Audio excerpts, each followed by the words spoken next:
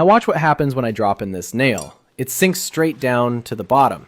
But when I drop in this grape, which isn't as dense, it sinks through the oil and sits right on top of the honey. This bottle top slowly sinks down through the oil and sits on the water, and this piece of sponge floats on the top. Pretty cool. They've all got different densities. Because the honey is denser than water, it sinks to the bottom. Then I poured in some cooking oil and let it all settle.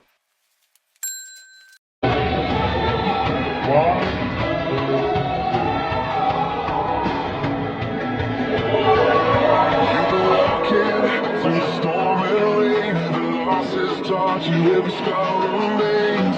You said you couldn't, but you proved them wrong. Now the fire inside is burning strong. No one sees